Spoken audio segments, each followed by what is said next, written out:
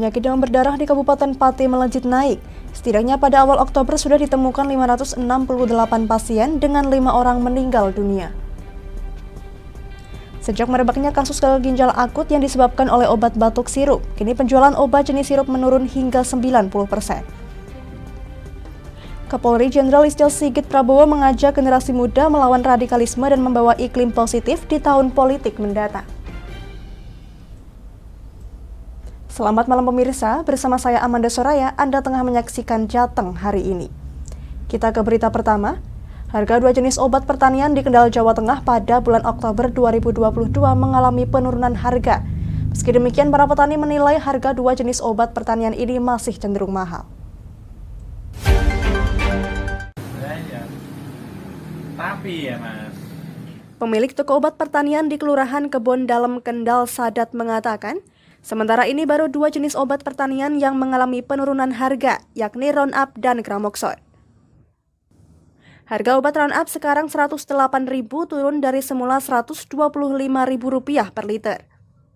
Sedangkan Gramoxone yang sebelumnya Rp105.000 sekarang turun menjadi Rp85.000 per liter. Cuman Roundup sama Gramoxone Mas. Turunnya ya agak lumayan lah. Roundup berapa? Roundup sekarang 108. Sebelumnya 125. itu yang isi berapa? 1 liter Mas. Kalau sebelumnya sebelum naik pernah harga berapa Pak? Sebelum naik itu harganya 71.500. Kalau yang Gramoxone? Yang Gramoxone sebelum naik apa sudah naik? Sebelum naik dulu berapa? Sebelum naik harganya 67. Terus naik menjadi? Naik sampai 105, tapi sekarang turun jadi 85. Tukiman petani di Desa Bulu Gede, Patebon mengatakan, harga obat dan pupuk non-subsidi terlalu tinggi. Contohnya Ponska sekarang masih Rp200.000, padahal dulunya sekitar Rp160.000. Demikian pula TS yang masih di angka Rp210.000, padahal dulunya hanya Rp150.000. Ia berharap harga obat dan pupuk non-subsidi dapat kembali stabil, sehingga biaya produksi dapat ditekan dan mendapatkan hasil pertanian yang bagus. Ponska 200. Itu termasuk mahal nggak Pak? Itu udah mahal tuh. Dulunya pernah harga berapa itu? Dulu cuman harga 160. Yang apa itu? Yang Ponska itu. Kalau yang TS dulu berapa? Kalau yang TS dulu 150-an lah. Pokoknya ada selisihnya dulu tuh. Belum nyampe 100 ya. Belum. Harga obat pertanian dan pupuk non-subsidi yang terlalu tinggi membuat petani tidak bisa mendapatkan untung. Apalagi jika harga panen anjlok, justru petani berpotensi mengalami kerugian. Dari Kendal, Muhammad Arya, Lingkar TV, melaporkan.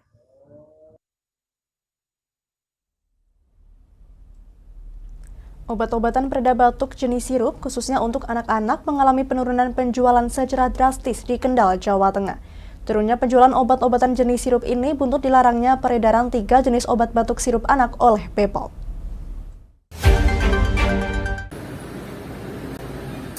Dampak adanya jenis obat batuk sirup yang disinyalir penyebab gagal ginjal akut pada anak, mengakibatkan penjualan obat batuk jenis sirup di Kendal turun drastis. Padahal pemerintah melalui Badan Pengawas Obat dan Makanan atau BPOM, per tanggal 20 Oktober 2022 sudah mengumumkan, hanya ada 3 jenis obat sirup yang dilarang beredar karena dinyatakan mengandung cemaran EG atau DG melebihi batas aman. 3 obat sirup yang tidak boleh beredar atau tidak boleh dijual, yakni Unibaby Cough Syrup, Unibaby Demam Syrup, dan Unibaby Demam Drops. Di apotek sudah dipastikan tidak ada lagi 3 obat batuk tersebut. Apotek pun sudah menempel pengumuman tersebut supaya diketahui masyarakat. Arif Wicaksono, Ketua Ikatan Apoteker Indonesia Kabupaten Kendal mengatakan, sejak adanya kasus gagal ginjal akut pada anak akibat minum obat batuk sirup, penjualan obat batuk sirup untuk anak-anak turun drastis hingga 90%. Para orang tua pada umumnya lebih memilih obat batuk jenis puyer atau tablet.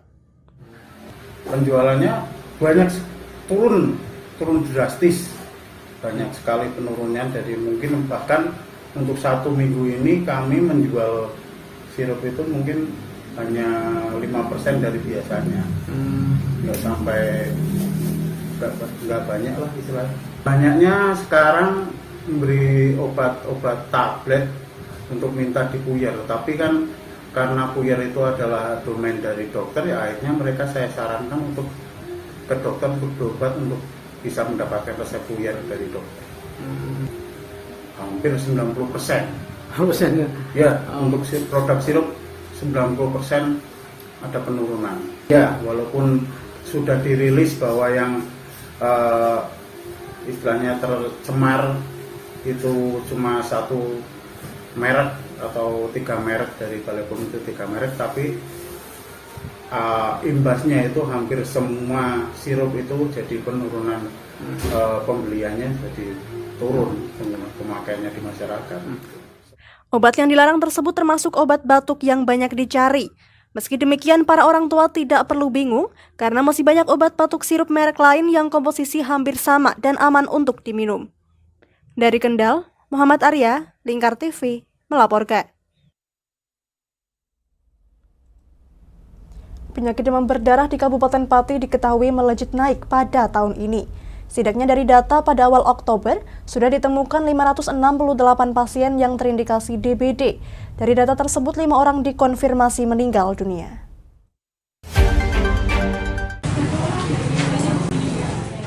Masyarakat Kabupaten Pati harus waspada dengan penyakit demam berdarah dengue atau DBD.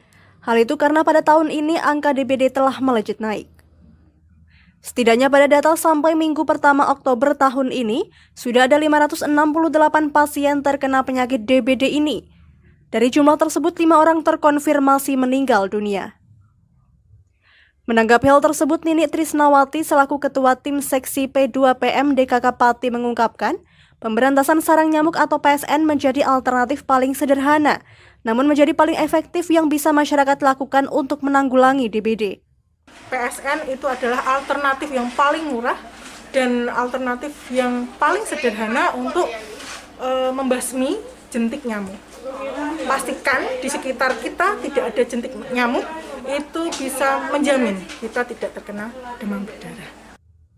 Dikonfirmasi secara terpisah, Kepala Dinas Kesehatan Kabupaten Pati Dr. Aviani Tritanti Venusia mengkonfirmasi bahwa tahun ini terdapat peningkatan angka DBD.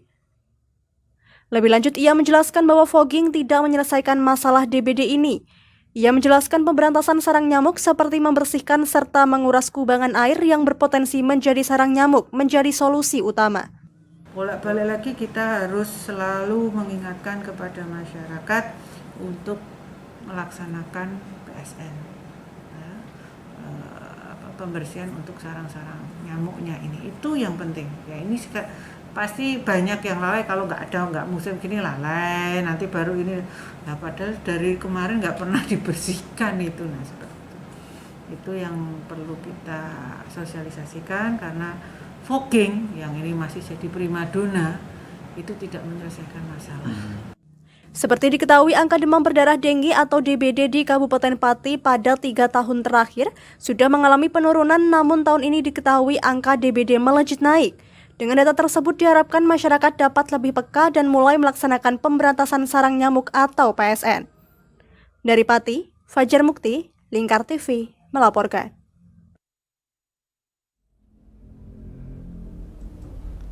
Jangan kemana-mana pemirsa, kami akan kembali usai jeda pariwara. Tetap bersama kami.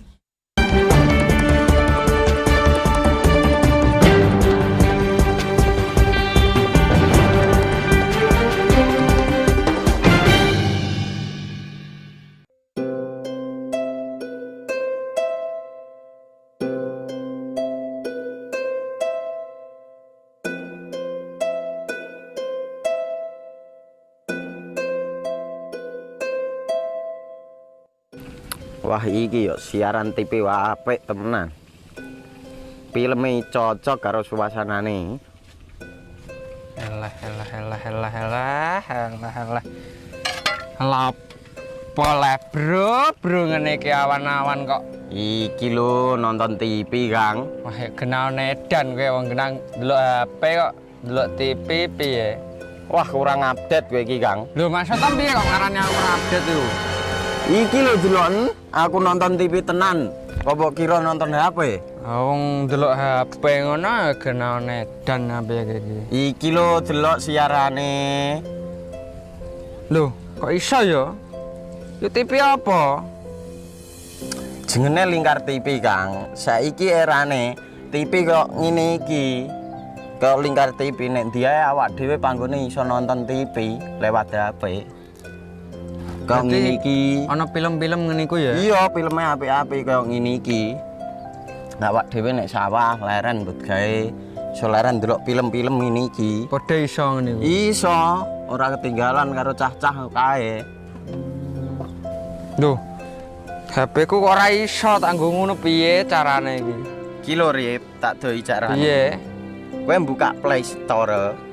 Play Store, Mas. Yo iku pokoke. Play Store apa? Ketik Lingkar TV. Engko lek wis ngono, klik install. Nah, engko wis ana metu menune Lingkar TV karek ndelok siaran apa ae. Film-filme apik-apik. Berarti film channel Lingkar TV metu nang kene kabeh ra? Iso. Filme wah cocok karo suasana cara didelok ya. Oh, wis iki iso iki. Iya metu kabeh ngene TV-TV wah. Iya. Kondiange ya. Mangkane Lingkar TV ku filme apik-apik kabeh. Iya, aku ngene kok. Lagi reti iki aku malah. Sekolo Iya. ana bocah-bocah ajak ndelok. Heeh, ben seru nang kene ya, kawan. Wabek. Rene lo. Tak deloki apik-apik ana film Josh iki.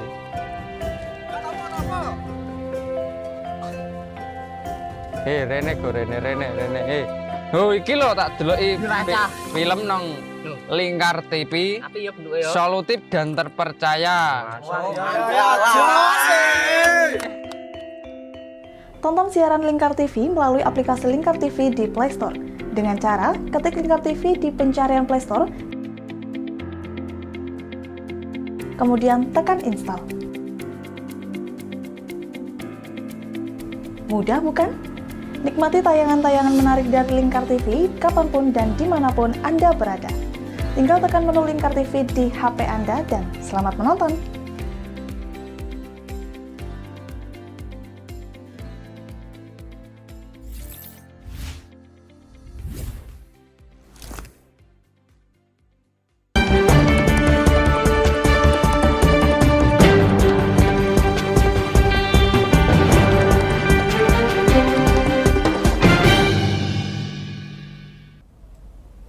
Masih bersama Jateng hari ini pemirsa, di tengah meningkatnya peluang kerja sektor fishing di Korea, Lembaga Kemaritiman dan Nelayan Pati atau LKNP terus berkomitmen membantu pemerintah dalam menyiapkan calon pekerja migran Indonesia di sektor fishing yang berkompeten.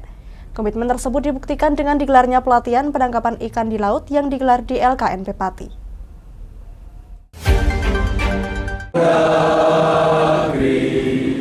Lembaga Kemaritiman dan Nelayan Pati atau LKNP terus berkomitmen membantu pemerintah dalam rangka menyiapkan calon pekerja migran Indonesia atau PMI di sektor fishing yang ingin bekerja di Korea Selatan.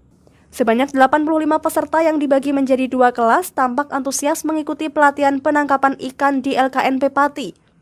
Tidak hanya dari Pati, para peserta justru didominasi dari luar kota seperti Kabupaten Ponorogo maupun Kabupaten Tulungagung, Jawa Timur.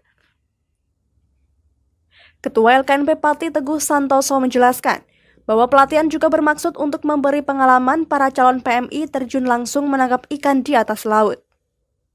Hingga saat ini sudah ada 32 angkatan yang sudah mengikuti diklat di LKNP Pati. Pelatihan ini adalah untuk membekali para peserta biar nanti di sana dia tahu, kemudian merasakan dan mengalami sebelum bekerja di sana dia sudah dasar di bidang penangkapan. Tampak hadir dalam pelatihan Kepala BP3MI Jawa Tengah Pujiono saat diwawancarai mengungkapkan, Jawa Tengah sebagai epicentrum pelaut perikanan membuat peminat sektor fishing ke luar negeri terus meningkat setiap tahunnya. Ia menjelaskan peningkatan minat calon PMI ini juga diimbangi dengan semakin meningkatnya peluang kerja di negara lain, khususnya Korea Selatan. Nah, salah satu faktor peningkatan sektor fishing itu memang diimbangi dengan peluang kerja di negara penempatan di Korea itu memang kuotanya semakin tahun semakin meningkat. Ini yang menjadi salah satu faktor fishing, teman-teman yang memilih fishing itu terus meningkat karena memang peluang di luar negeri semakin meningkat. Turut hadir juga dalam pelatihan tersebut anggota DPR RI dari fraksi PDI Perjuangan Rianta. Dalam kesempatannya ia menyampaikan apresiasi kepada para peserta pelatihan yang menurutnya secara mandiri tidak membebani negara dalam hal mencari kerja. Saya selaku mewakili pemerintahan Republik Indonesia menyampaikan apresiasi yang setinggi-tingginya kepada lembaga pelatihan ini, di mana ini lembaga pelatihan yang dilakukan oleh swasta, tapi alhamdulillah ini angkatan yang ke-32. Jadi ini sudah mendidik lebih dari 1.800-an peserta didik dan pesertanya terdiri dari seluruh Indonesia. Ini satu prestasi yang luar biasa. Jadi oleh karena itu saya menyampaikan apresiasi dan penghargaan yang terus pada lembaga ini. Lebih lanjut, sebagai anggota DPR RI, Rianta mendorong pemerintah daerah melaksanakan kewajibannya untuk memberikan anggaran dalam hal penyiapan kompetensi bagi calon pekerja, utamanya calon pekerja migran Indonesia. Dari Pati, Fajar Mukti, Lingkar TV, melaporkan. Kapolri Jenderal Listio Sigit Prabowo mengajak generasi muda, khususnya mahasiswa, untuk mengawal Pancasila dan kedaulatan NKRI. Menjelang tahun politik 2024, para mahasiswa diharapkan dapat menjaga iklim kondusif agar tidak terpolarisasi. Hal ini disampaikan Kapolri saat menjadi pembicara dalam acara Sumpah Pemuda pada tanggal 28 Oktober lalu di Semarang, Jawa Tengah.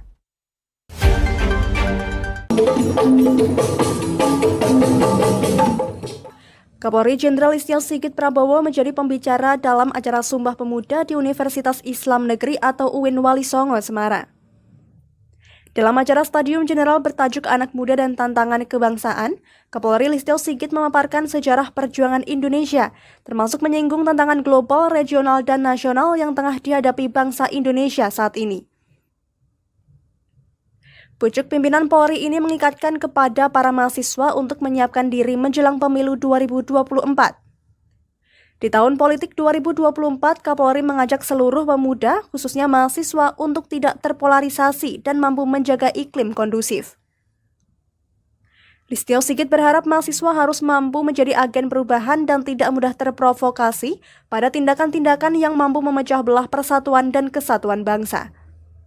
Seluruh masyarakat, seluruh elemen bangsa, seluruh elemen negara menjadi penting, dan ini tentunya menjadi modal bagi kita untuk terus bisa melangkah, melaksanakan apa yang menjadi visi-misi kita menuju Indonesia Emas 2045. Apalagi saat ini kita sedang dihadapkan dengan kondisi lingkungan global yang sedang tidak pasti, dampak dari COVID yang saat ini masih dirasakan, dampak dari perang Rusia-Ukraine yang saat ini kita rasakan, dan kita sudah lagi menghadapi tahun pemilu 2024. Tentunya dalam kesempatan ini semangat persatuan dan kesatuan yang selalu kita gelurakan, dan tadi dari adik-adik UIN mengikrarkan Sumpah Pemuda dan diikuti oleh kita semua. Jadi ini merupakan satu komitmen bersama bahwa Sumpah Pemuda, persatuan kesatuan untuk menjaga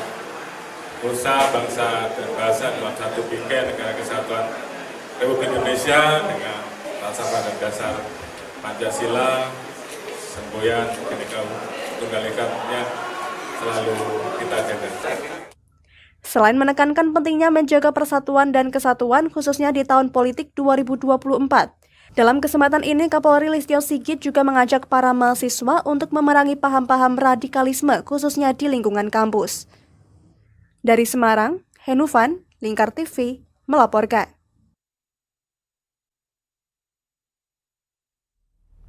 Berita tadi sekaligus mengakhiri kebersamaan kita kali ini. Terus saksikan Jateng hari ini setiap pukul 21 waktu Indonesia Barat hanya di Lingkar TV. Akhirnya saya Amanda Soraya, mewakili seluruh kerabat kerja yang bertugas pamit dari hadapan Anda. Terima kasih dan sampai jumpa.